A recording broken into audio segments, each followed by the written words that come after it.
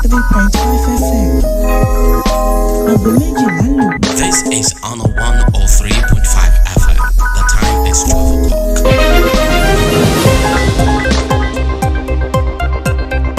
This is the news on Honor 103.5 FM. Honor FM News. Accurate, transparent, undiluted. We go deep. We bring you the news behind the news. Honor FM News. If it's new, then it's news.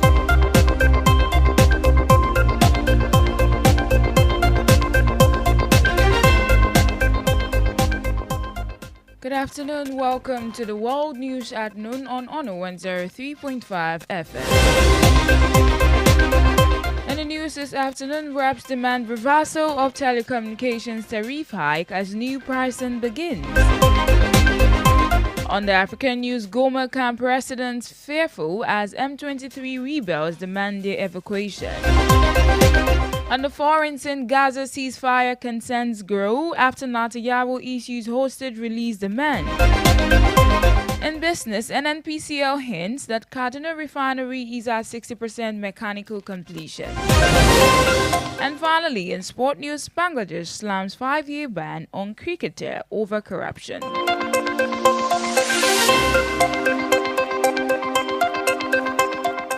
Welcome once again to the news. I am Timitokwe Dada. Now the news in detail. Nigerian telecommunications operators have started implementing the long-awaited 50% tariff hike following regulatory approval from the Nigerian Communications Commission as lawmakers move to halt the rollout, citing economic hardship. Meanwhile, the House of Representatives yesterday directed the telecom regulator and the Minister of Communications, Innovation and Digital Economy to suspend the tariff increase, arguing that Nigerians cannot afford higher telecom costs amid rising inflation and removal of fuel subsidies. The House of Representatives' intervention came after a motion of urgent public importance was raised by Oboku Ufoji, who noted that inflation and the removal of fuel subsidies had already placed significant financial strain on Nigerian citizens. Also in the news this afternoon, no fewer than 12 people have died from Lassa fever in Ondo State, with 112 confirmed cases and 353 reported infections, according to the state government. The acting statistician general of Ondo State, Olushola Ajayi, revealed this in Akure yesterday while addressing the workers of the Ondo State Waste Management Authority. Ajayi urged the agency to collaborate with health stakeholders to ensure a cleaner environment and help curb the spread of the disease. Similarly, the permanent secretary of the State Ministry of Health, Dr. Adeniro, recently confirmed that Ondo had recorded close to 400 suspected cases since the latest outbreak.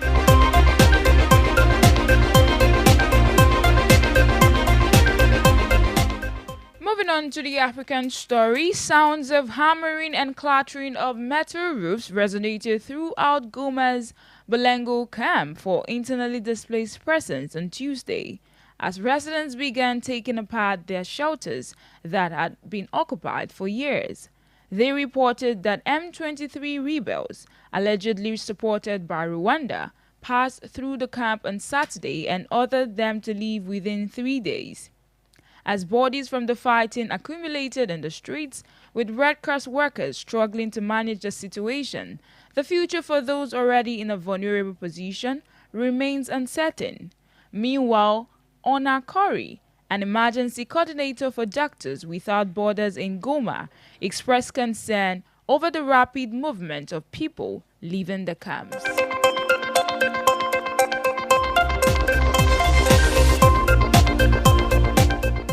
On the foreign scene this afternoon, a report reaching the mainstream reveals that one person has been killed and 4 others injured in Russia's latest missile attack on Ukraine's capital overnight.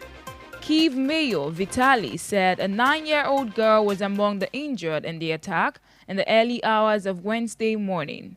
It comes after President Zelensky suggested Ukraine would be prepared to swap land with Russia in potential peace negotiations. Meanwhile, the city of Ryhno saw damage to various infrastructure and residential buildings. Reacting to the attack, Zelensky said Russian President Putin was not preparing for peace.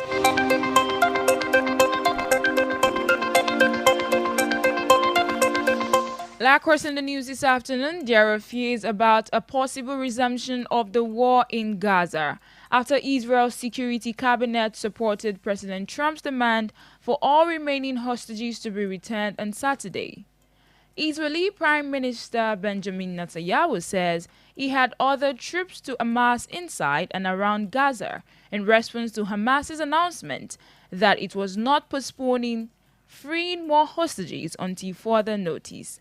Hamas has now responded by saying that it remained committed to the ceasefire deal and that Israel was responsible for any complications or delays.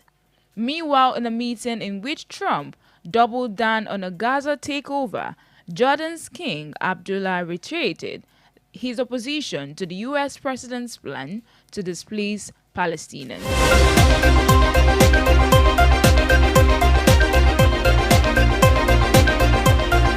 And still on the foreign scene, coming from the United Kingdom, the UK government has toughened up rules, making it almost impossible for a refugee who arrives in the UK on a small boat to become a British citizen. In a statement, the Home Office said the strengthened measures made it clear that anyone who entered the UK illegally would face having a British citizenship application refused. However, the change has been condemned by the Refugee Council and some Labour Prime Ministers, including Stella Creasy, who said the change meant refugees would forever remain second-class citizens. If you are just joining us, you're listening to the World News on Honor 103.5 FM Ibadan. Do not forget to follow us on all the social media handles at Honor 103.5 FM. And you can also listen live on the Radio Garden app at Honor FM Ibadan.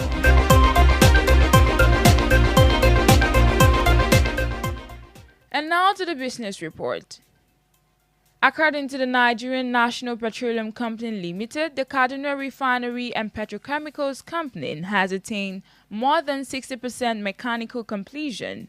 The NNPCL Executive Vice President, Isiaku Abdullahi, made the hint yesterday in Abuja during the NNPCL workshop. He said the company has been working to deliver the refinery this year, adding that the state-run oil firm was simultaneously working on the pipelines with its in-house capacity. The EVC urged Nigerians to get prepared for the purchase of the initial public offer of NNPCL very soon. In entertainment, Nigerian music legend Innocent Idibia, popularly known as Two-Face, has publicly expressed his love for Edo State lawmaker Natasha, stating his desire to marry her. The singer made this revelation in a video shared on his Instagram handle this morning amid his ongoing divorce saga with his wife, Annie Idibia. Recall that speculations about Tubeba's relationship with the lawmaker intensified after he was spotted at the Edo State Assembly on Monday. He defended the lawmaker, emphasizing that she had no involvement in his marital issues despite being dragged in the controversy.